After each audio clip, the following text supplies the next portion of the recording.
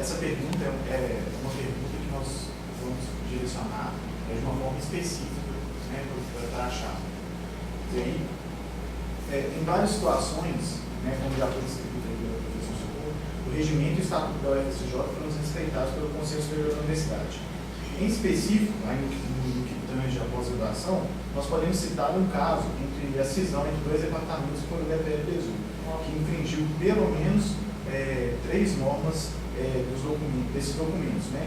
E no caso prejudicou alunos do programa de mestrado e doutorado. Nessa ocasião, o Bruno, né, candidato a vice-reitor, participou do processo como membro do conselho e, pelo menos, ao que indica nos documentos, não houve votação contra diante dessas infrações. E nós, da pós-graduação de bioengenharia, não participamos do processo, não fomos consultados e, de uma certa forma, fomos até impossibilitados de que as nossas demandas fossem atendidas. Né? Então, assim, nós temos na nossa pós-graduação, só para exemplificar, alunos cujo professor perdeu o acesso ao laboratório, que hoje tem que procurar outras instituições para os equipamentos que nós temos aqui. E aí, em horários alternativos, durante a noite, durante a madrugada, e em momento nenhum nós somos consultados. Então, quer dizer, os alunos após. Então, nesse sentido, nós gostaríamos de saber, nós queríamos que os candidatos fizessem um pronunciamento assim, nesse sentido.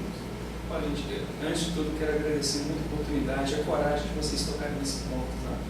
Porque a cisão do DPEB e também envolve o campus 7 Lagoas, os processos mais... está na lista, né? Há uma competição muito grande por esse título, né? Mas o processo mais doloroso, que deixou uma cicatriz maior na nossa instituição e que nós temos que ter coragem de enfrentar essa situação, colocar as cartas na mesa como vocês estão fazendo. Parabéns vocês por isso. Você tentou falar-se de uma maneira mais delicada e tal, mas não, eu votei a favor daquele projeto, sim, qualquer projeto. A cisão, né, a separação do DPEB em Tesouro e DPEB. Ok? Agora, a gente não alocou, decidiu sobre, na verdade foi decidido a alocação de equipamentos, como é que seria o tratamento dos estudantes de pós-graduação, distribuição de laboratórios entre os departamentos, né? Então isso foi lá questionado, sim. A situação que foi colocada ali pelo Conselho era uma situação extremamente difícil. A gente tinha limitação de informações, tá certo? E nós tínhamos uma urgência muito grande. Tá? O CAP, né, o Campus Alto Paropeba, demorou 2 anos de briga para conseguir os seus departamentos, que era um pedido nosso há muito tempo. E essa decisão do DPEB aí, que efetivamente resultou na criação de um novo departamento, aconteceu em 2 semanas. Tá certo? Então, foi um processo extremamente rápido e que não aconteceu de maneira informada. Tá certo? O que foi colocado para mim como conselheiro, era uma situação em que não era mais possível os docentes conviverem. Tá certo? Foi nessa perspectiva que eu assumi minha posição. Eu não tinha como barrar o processo sozinho.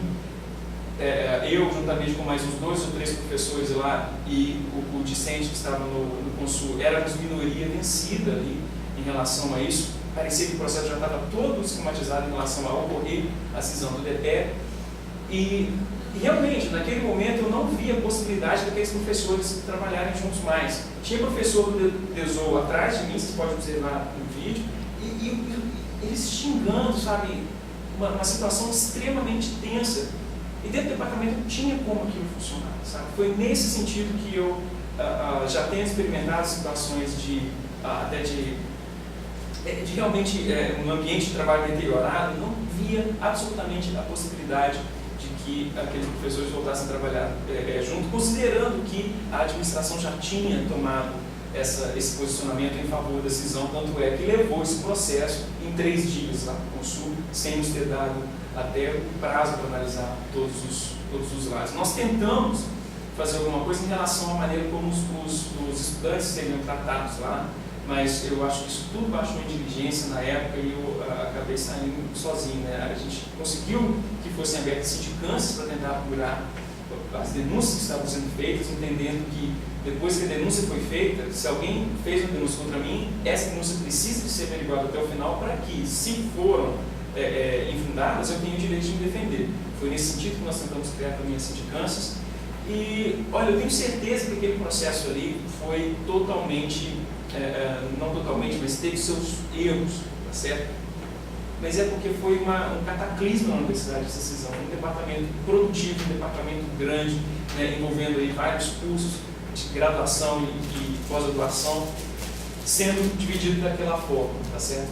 Absolutamente, essa situação tinha que ter sido evitada, certo? Esse é um ônus que a atual administração não pode evitar. Eles precisam de assumir a responsabilidade pela maneira como a situação foi criada, tá ok? E vocês não foram consultados, né? A PG ainda está começando, tá? Talvez aquilo ali que tenha estimulado o crescimento da PG já existia. Né?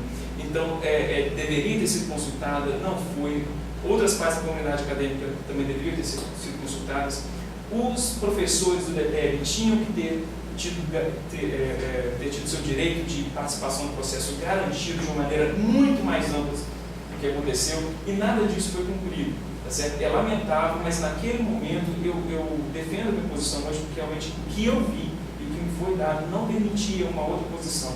Eu estava sofrendo um processo de degradação no ambiente de trabalho, percebi que meus colegas estavam também, a discussão não foi amigável, tá? E nós precisávamos de agir. Então, naquele momento, dadas as circunstâncias, eu não vi outra oportunidade a não ser realmente permitir que eles trabalhassem em ambientes separados. Agora, em relação à separação de espaço, a situação ficou muito mais complicada porque a gente não sabia. Né? O professor Vinícius, do DETEB, fez um levantamento, e a partir desse levantamento nós começamos a interferir, tá certo? Inclusive nós até adequamos um pouco a separação de recursos aí, porque alguns equipamentos que iriam para Sete Lagoas para ir para o laboratório de ensino, eles não eram laboratórios de ensino, então precisava colocar recursos para os laboratórios de ensino de Sete Lagoas, que não faziam parte do projeto novamente, e isso precisou de ser feito. Muito obrigado. Eu queria fazer uma consideração, porque eu vivi esse processo, né? Então, eu queria saber o seguinte, aí já não é especificamente sobre o processo, mas também sobre, de uma certa forma, é até público, né? Eu acho que todo mundo sabe que os conselheiros do Consul, pelo menos a grande maioria deles, recebem ligações com indicação de votação na hora. E no dia de uma reunião que eu fui lá para discutir esse tema, eu na porta ouvi um conselheiro falando assim, já somos 19, com fulano e ciclano seremos 21, ou seja, já estava decidida as coisas. Eu queria saber nesse sentido se você recebeu alguma ligação alguma vez, não especificamente nessa, pedindo orientação de voto dentro do Conselho Superior. Não, eu não recebi ligação nenhuma da reitoria em nenhum momento. Você tem que perceber que a minha situação ali já era complicada, eu já fui eleito com um objetivo diferente, né?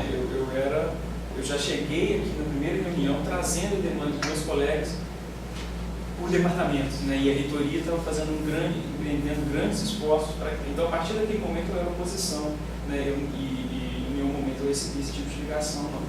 Já ouvi falar, diversos colegas me disseram, em primeira pessoa, que receberam esse tipo de orientação, que houve esse tipo de discussão, e que até determinado nível, gente, eu acho que é algo assim que pode acontecer. Da mesma maneira que a gente está conversando aqui, a gente pode conversar, tá certo? O reitor pode conversar, assim, olha, o objetivo é esse, eu queria que você, está aqui o processo, analisa, tá certo? Tome a sua decisão, entretanto, de acordo com o que seu departamento, o seu grupo de representantes decidir. Mas instruir o conselheiro, o que está acontecendo, quais são todos os fatores, tá certo? Um lado e o outro da situação que estão interessados, explicando isso para o conselheiro, eu acho isso claro.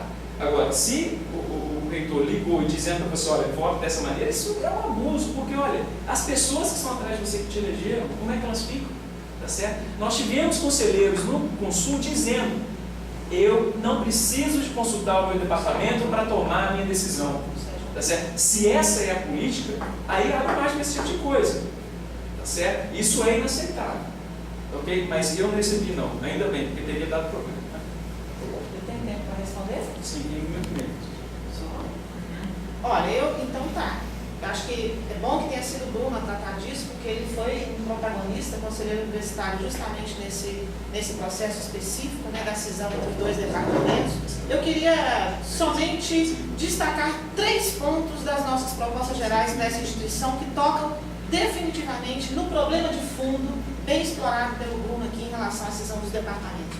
Nós começamos nossas propostas gerais dizendo o seguinte: transparência nos processos de tomada de decisões administrativas para os conselhos superiores e a comunidade universitária. Houve transparência ou não no caso da cisão desses departamentos? Segundo ponto, liberdade e autonomia dos conselhos superiores contra pressões individuais e referendo de fatos já consumados, 21 que já estariam votando.